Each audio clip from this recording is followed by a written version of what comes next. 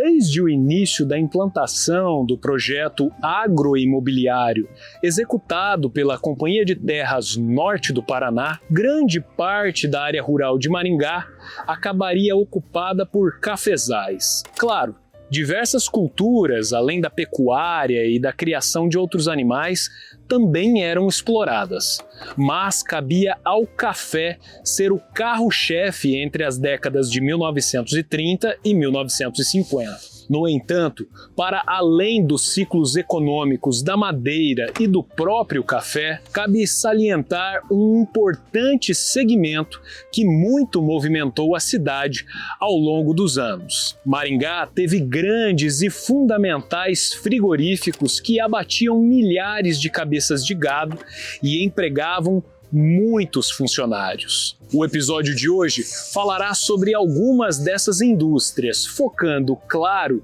em uma das mais lembradas, o frigorífico Luso-Brasileiro Central, que ficava bem aqui, na atual Gleba e Tororó, nas imediações do Bosque 2. Mas afinal, como o Central nasceu? Quem foram os seus fundadores? Quais eram as suas estruturas e a capacidade produtiva? O que o grupo chegou a representar em âmbito nacional? E como a sua área daria espaço, anos depois, a um dos mais modernos e arrojados projetos imobiliários de Maringá? Quando a gente vai fazer esse empreendimento, a gente sempre tenta olhar a história, o local, para poder, não adianta a gente projetar o futuro sem olhar o passado e entender onde está situado. Apresentada pelo Cidade Aruna, eu te convido a acompanhar o segundo episódio da websérie Entre Raízes e Horizontes. Preparem-se para uma viagem ao passado por meio de raras imagens.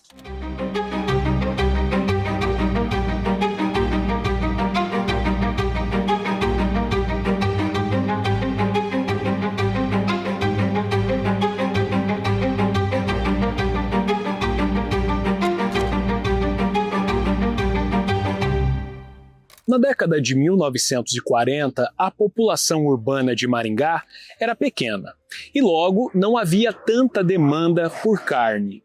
Aves e porcos eram criados nos fundos dos quintais e em chácaras instaladas no entorno da cidade. Naquela fase, a maioria da população local estava instalada na zona rural e o consumo de proteína animal acabava sendo igualmente abastecido por essas criações próprias.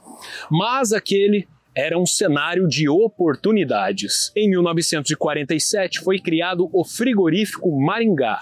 Aquela foi uma iniciativa do alemão Reinhold Ferdinand Baudisch, que além de abater bovinos e suínos, também produzia embutidos que eram comercializados em açougues de sua propriedade na região central da cidade. Esse abatedouro foi construído na então Estrada Maringá Bom Sucesso, atual Avenida Cerro Azul, próximo da margem direita do córrego Moscados, a cerca de 1,5 km da borda sul do plano original urbanístico de Maringá. A partir da década de 50, quando o distrito de Maringá foi elevado a município, houve um significativo aumento da população e, com isso, um crescimento igualmente considerável da demanda por proteínas de origem animal. Para atender e regulamentar o setor, o anteprojeto de lei número 16, de 2 de fevereiro de 1953,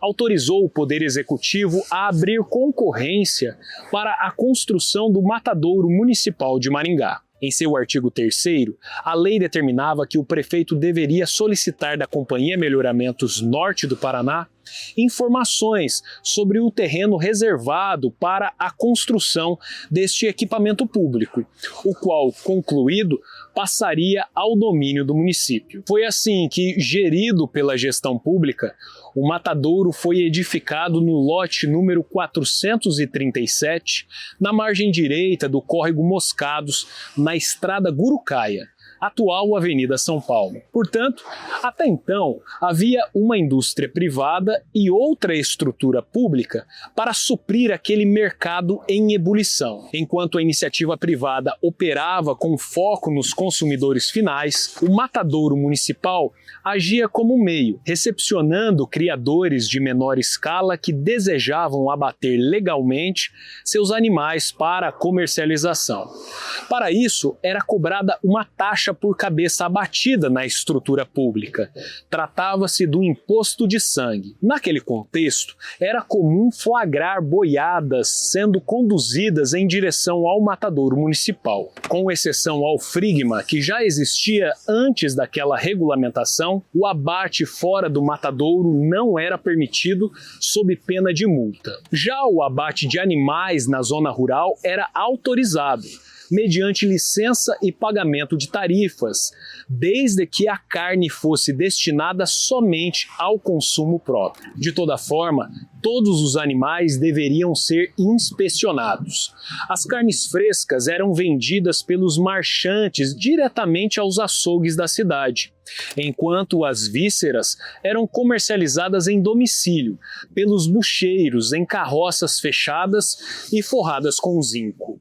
Um dos bucheiros que atuavam em Maringá era Heitor Antônio de Oliveira, que contava com a ajuda de seus filhos. Aquele era um cenário muito diferente dos dias de hoje. Como Maringá ainda não tinha rede pública de energia elétrica, somente era permitida a venda de carne fresca de animais abatidos no dia ou na véspera. Caso contrário, deveriam ser salgadas para conservação. Eram grandes os desafios para evitar a proliferação de doenças. Além disso, aquele contexto promoveu disputas. O Decreto Municipal número 5 de dezembro de 1956, assinado pelo prefeito Américo Dias Ferraz, revogou a concessão feita pelo município à Icleia Linhares Tupã, primeira concessionária a administrar o matadouro municipal de Maringá. O enfrentamento causou um dos mais pitorescos atentados da história da cidade. Certamente, Icleia Tupã havia obtido a concessão por intermédio de seu irmão, Levi Tupã, atuara como subprefeito de Maringá até a emancipação política, que viabilizou a instalação do município. Além disso, o cunhado de Icleia Tupã era Aníbal Goulart Maia, um personagem local temido por comandar a retirada de grileiros em diversas regiões do estado. Ao revogar o direito da exploração do matadouro municipal por parte da família Tupã, Américo Dias Ferraz foi espancado às vésperas do Natal de 56 por um jagunço chamado Santão, a mando de Aníbal Goulart Maia. Como havia acabado de ser eleito prefeito com prestígio nas alturas, a população foi até a casa dos Maia e, em retaliação, a queimou. A gente já falou sobre este episódio em detalhes aqui no canal. Dá uma conferida no link da descrição deste vídeo. No final da década de 1950, o governo estadual, visando substituir as lavouras de café castigadas por doenças, geadas e preços baixos, buscou estimular a diversificação da economia paranaense. Uma de suas ações foi a criação de programas visando a melhoria e o crescimento do plantel bovino, por meio da distribuição de matrizes e touros de boa qualidade genética, além da disseminação de técnicas de criação e incentivos à instalação de frigoríficos para o abate, processamento e comercialização de carne e seus derivados. Neste contexto, foi criado o Frigorífico Luso-Brasileiro Central, cujas obras tiveram início em janeiro de 1958 e que se tornaria nas décadas seguintes um dos mais importantes do país. O seu abatedouro foi instalado na margem esquerda do córrego Cleópatra, no final da atual Avenida Itororó. Além de comercializar carnes frescas, a empresa produzia embutidos, frios, conservas e óleos. Um de seus produtos mais conhecidos era a mortadela central. Contudo, a história do frigorífico iniciou antes, por meio dos sócios portugueses Joaquim Duarte Moleirinho e Joaquim Gomes Caetano. Em 29 de junho de 1955 foi inaugurado o Açougue Central, na Avenida Brasil, número 4044, bem na esquina com a então Rua General Câmara, hoje Basílio Saltchuk. Esse imóvel era dos irmãos Tsutomi e Mataui Mai, que haviam administrado no local uma casa de ferragens. Joaquim Duarte Moleirinho e Joaquim Gomes Caetano, junto de suas famílias, chegaram na cidade alguns anos antes para trabalhar na construção do Grande Hotel Maringá. Afinal, os parceiros portugueses eram exímios mestres de obras e, por essa razão, assumiram a tarefa de coordenar parte dos acabamentos daquela grandiosa estrutura bem no coração de Maringá. Instalado nas imediações do Bosque 2, na zona leste do plano urbanístico de Maringá, na gleba Patrimônio Maringá, zona Rio Bom, a composição da propriedade do frigorífico Luso Brasileiro Central somaria, com o passar dos anos, 8 grandes lotes, até então considerados rurais. São eles os lotes 285, 286, 287, 288, 289, 290, 291 e 292. A maioria deles foram adquiridos por terceiros diretamente da companhia ainda na década de 1940. A área da indústria somava mais de 10 alqueires, ou seja, quase 250 mil metros quadrados, onde foram construídos barracões, currais destinados à classificação do gado, dentre diversas outras estruturas. Até a década de 60, era ainda mais comum ver boiadas sendo conduzidas principalmente pelas avenidas Colombo, São Paulo, Paraná e Tororó, Anchieta e Estrada Gurucaia, que atualmente são trechos da Avenida São Paulo, além das avenidas Tuiuti, Laguna, Beckman, atual JK, e hoje a chamada Avenida Cerro Azul. Essas vias davam acesso aos 3 locais de abates de animais do período: o Frigma, o Matadouro Municipal e, claro, o frigorífico Luso Brasileiro Central.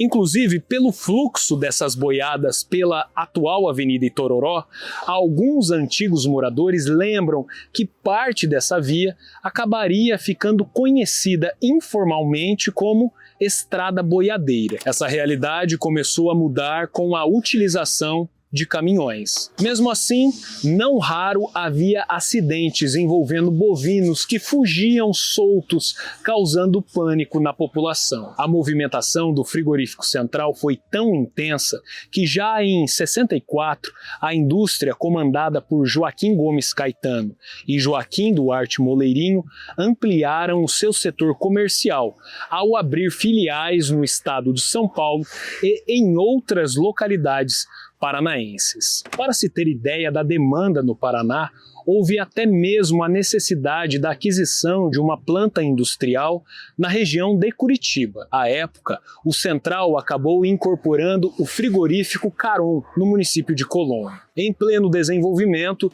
o Grupo Luso Brasileiro seguiu crescendo e passou a atender ainda nos anos 60 os estados do Rio de Janeiro, Rio Grande do Sul e também o Amazonas, este último dedicado à comercialização de charque. Foi quando houve a necessidade de ampliar as operações para o setor pecuário, momento que o grupo arrendou 2 propriedades no Paraná para a engorda de gado: a Fazenda Central, em Icaraíma, e a Fazenda São Paulo, em Terra Rica. Aproveitando do foco dado pelo governo civil-militar na exportação, a partir da década de 70, o grupo, que já não era uma empresa limitada, mas sim uma sociedade anônima, passaria também a exportar os seus produtos para alguns países. A exemplo disso, e graças a incentivos governamentais, o norte do Paraná já abrigava 68% do rebanho bovino do estado. E pela movimentação local, havia até mesmo currais ao lado da ferrovia, próximo à Avenida Paraná. Ali eram mantidos bovinos que seriam transportados para o abate em frigoríficos em outras cidades do país. Foi nessa época que Maringá recebeu novos empreendimentos do setor. Em 71, o russo Zygmunt Kronovsky criou a primeira indústria brasileira para a fabricação e a comercialização de carvão ativado a partir do processamento de ossos bovinos. Também foi implantado o frigorífico Parplan, e ainda precisamos destacar a concessionária que passou a operar o matadouro municipal, a JJ Maia e Cia Limitada, que comprava e abatia suínos e bovinos e comercializava suas carnes em açougues de sua propriedade. Nos anos 80, a JJ Maia transferiria as operações para o distrito de Floriano. As antigas instalações do matadouro municipal, na atual Avenida São Paulo, foram desativadas. Parte delas foi adaptada para o Instituto de Tecnologia do Paraná, o Tecpar. E, desde 2023, as estruturas são ocupadas pelo Departamento de Manutenção de Veículos da Secretaria Municipal de Saúde. Voltando para a nossa história, devido à grande oferta de matéria-prima em Maringá e região, os proprietários do frigorífico Luso Brasileiro Central inauguraram a Central Indústria e Comércio de Couros Limitado, em 13 de novembro de 1982, no final da então Estrada Borba Gato, atual Carlos Borges. Tratou-se do primeiro curtume da região e chegou a ser considerado o maior do sul do país, tendo capacidade para processar até 2.000 peles por dia. Diante do surgimento de outras indústrias, boa parte da década de 80 foi considerada a época de ouro do setor frigorífico em Maringá. De acordo com a edição de 15 de julho de 1986 do periódico Correio de Notícias de Curitiba, em Maringá, havia 4 frigoríficos que juntos abatiam cerca de 2.000 cabeças, mais de 30% do volume estadual. Por volta de 1.700 funcionários trabalhavam em suas instalações e a produção, além de atender a demanda local, era comercializada para outras regiões do país. Quanto ao frigorífico central, essa foi uma fase de grande movimentação em sua matriz, situada aqui, na atual Avenida Itororó. Neste local havia um portal por onde funcionários e caminhões circulavam diariamente. De um acesso pequeno, a estrutura foi sendo ampliada. Além da entrada e da balança, a estrutura dava acesso à área interna da indústria. Eram várias construções e equipamentos que viabilizavam o processamento das proteínas animais. A operação demandava um grande efetivo operacional, desde o abate realizado com marretas até os cortes e a separação das peças de carnes. O ritmo intenso exigia um rígido controle industrial. Somado a isso, havia uma complexa gestão logística para manter o central funcionando. Uma grande frota, pátios e equipe de manutenção e limpeza dos caminhões e demais veículos. Por essas e outras razões, o central, assim como outros do ramo, tinha uma colônia para os seus funcionários, além de áreas de convivência e lazer. Por isso, é comum familiares e até mesmo antigos moradores da região se lembrarem dos jogos de futebol do Central ou até mesmo as festas que eram promovidas aqui no local.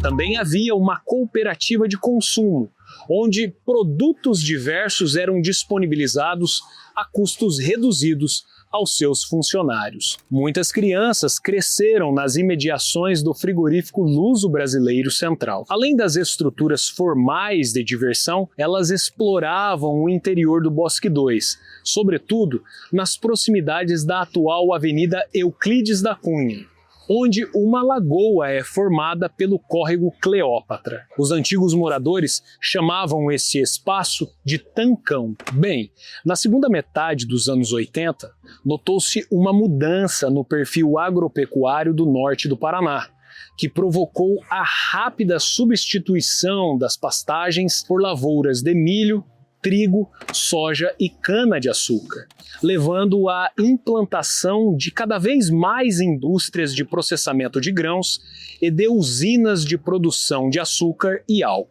Todo esse movimento teve como consequência imediata a valorização das terras da região, o que contribuiu para a transferência da atividade pecuária para outras localidades do país. Logo, os frigoríficos instalados em Maringá passaram por crises sucessivas, das quais podemos destacar a redução da oferta de bovinos no mercado regional, questões fiscais e tributárias, falta de incentivo governamental e dificuldades provocadas por muitos planos econômicos, além de também questões trabalhistas. Em função dessas crises, muitas empresas do setor foram obrigadas a encerrar suas atividades, arrendar ou vender suas plantas industriais a outros grupos. No caso do Frigorífico Central, ele apresentou um pedido de concordata preventiva,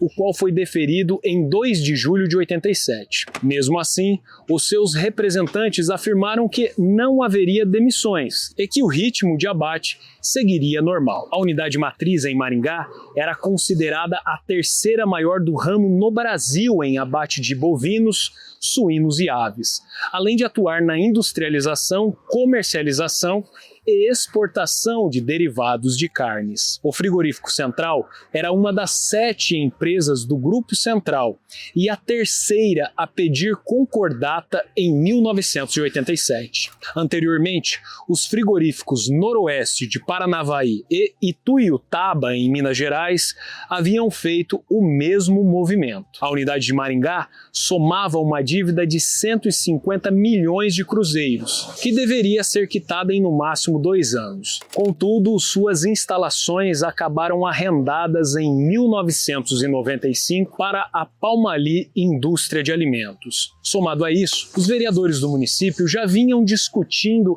a retirada das operações frigoríficas dessa região da cidade, já que diversos bairros residenciais haviam surgido nas proximidades. Posteriormente, com o foco na produção de embutidos pela Palmali, o odor fez com que os moradores intensificassem a pressão sobre o poder público para a retirada da indústria do local. Mas isso não ocorreria de imediato. Com o passar do tempo e a ampliação da zona urbana de Maringá, modificações em legislações e iniciativas privadas, parte das áreas ocupadas pelo Frigorífico Central foram sendo desmembradas. Com isso, novos empreendimentos residenciais surgiram pela Avenida Itororó e pelas ruas Monsenhor Kimura e Carlos Meneghetti, dentre os quais a gente pode destacar o edifício Alto do Bosque, edifício Vila Florence, edifício Vila Serena, edifício Yarden, edifício Milênio, Solar do Bosque, Parque Itororó, Vivace Residence Club e Zeta Residence. Claro, tivemos outras construções residenciais e estabelecimentos diversos que também se instalaram por aqui. Além disso, durante certo período, em parte dos prédios onde ficava o Frigorífico Central, simultaneamente a Palmali, também funcionou a Faculdade de Engenharias e Arquitetura, a FEITEP. De toda sorte, a unidade da Palmali operou nesta planta por mais de 2 décadas, vindo a encerrar as suas atividades apenas em novembro de 2019. Daquele período em diante, teve início a mudança das leis de uso e ocupação de solo dessa região. Em 2023, dentro do processo de revisão do Plano Diretor de Maringá, além de outras iniciativas, surgiu a Zona Mista 2, que, contemplando as áreas do antigo Frigorífico Central e imediações, propôs a implantação de princípios do urbanismo contemporâneo, que privilegia construções onde seus habitantes possam morar, trabalhar e consumir no mesmo local. Essa possibilidade de ocupação, veio com a alteração do plano diretor, onde o Poder Executivo, junto com o Legislativo, começaram a entender que a cidade de Maringá tem muitos vazios urbanos, que além de crescer para a borda, ela tem condição de crescer o centro também, né? Foi dentro da Zona Mista 2 que nasceu a Gleba Itororó, uma grande área situada entre as avenidas Euclides da Cunha, JK Itororó, Joaquim Duarte Moleirinho e Nildo Ribeiro da Rocha, além de diversas ruas paralelas a essas vias. Mas antes de desenvolver o projeto, a gente tenta sempre entender a história do local, aonde ele está implantado, para a gente poder realmente ser assertivo no projeto. Então, desde a escolha do nome até o uso qual é a dor que a cidade está tendo nesse momento, que a incorporação tem que suprir. E a gente fez muitos estudos e o primeiro passo nosso é dar nome para a região, né? Porque não adiantava a gente vir fazer um empreendimento aqui e sem a cidade saber. É uma região central, mas o que era aqui, né? E a gente estudou e fez bastante pesquisa e era uma coisa que já era da cidade. A gente não precisou inventar um nome. E a Gleba Itororó, na hora que a gente entendeu que estava do lado do Bosque 2, do lado da Avenida Itororó, por que não a gente propor isso? E a gente conversou com vários incorporadores da região e isso poderia ser só um nome nosso, mas a gente entendeu que se a gente se apropriasse não seria legal, porque isso é o nome da cidade, né? Então a gente conversou com os incorporadores, com bastante gente, fez pesquisa com os vizinhos e todo mundo acolheu muito bem essa ideia, então foi apelidada por enquanto ainda de Gleba Itororó, né? Eu acho que isso e está todo mundo tratando com muito carinho, então os empreendimentos que estão sendo lançados na região estão sendo denominados, que estão localizados na Gleba Itororó. Diante desse horizonte que se abriu, a PRC Empreendimentos lançou Cidade Aruna, um moderno projeto imobiliário que visa atender às expectativas de moradores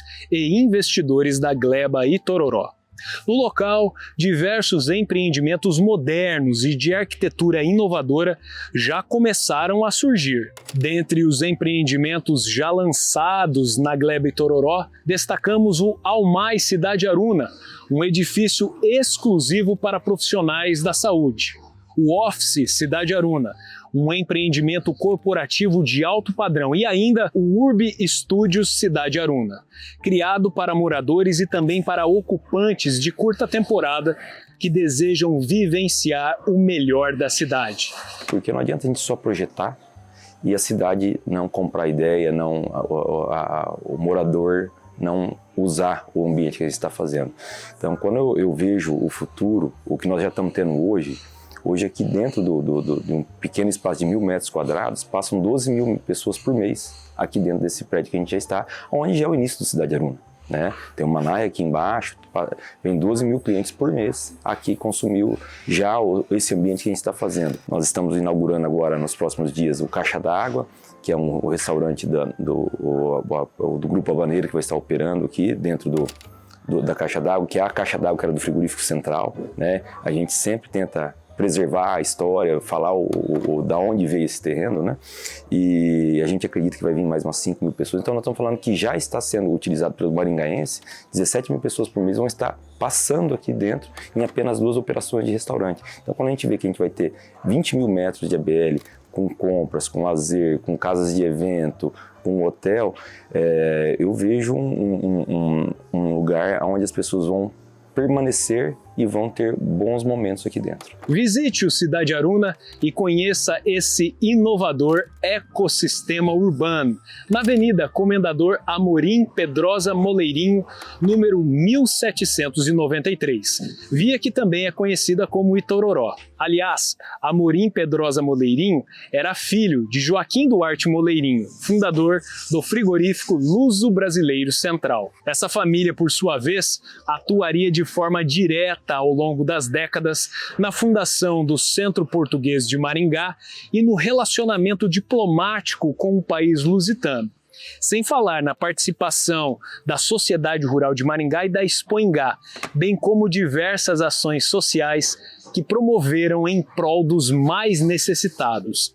São histórias que se conectam. Se o mercado bovino arrefeceu na região de Maringá, o de frangos teve um crescimento fantástico. Na então Estrada da Fruta, foram instalados o abatedouro Coroaves, que começou a operar em outubro de 1981, além do abatedouro Maringá, adquirido em 1992 pela empresa Gonçalves e Tortola S.A. Mas essas já são outras histórias. Quanto à atual Gleba e Tororó, quantas transformações vivenciadas ao longo das décadas, não acham? Tinham ideia que a matriz de um grande frigorífico operou aqui, movimentando milhares de cabeças de boi, gerando muito emprego e impulsionando a nossa economia? Se no passado a vocação foi a frigorífica, agora seu legado continua, mas transferindo o foco para o mercado imobiliário,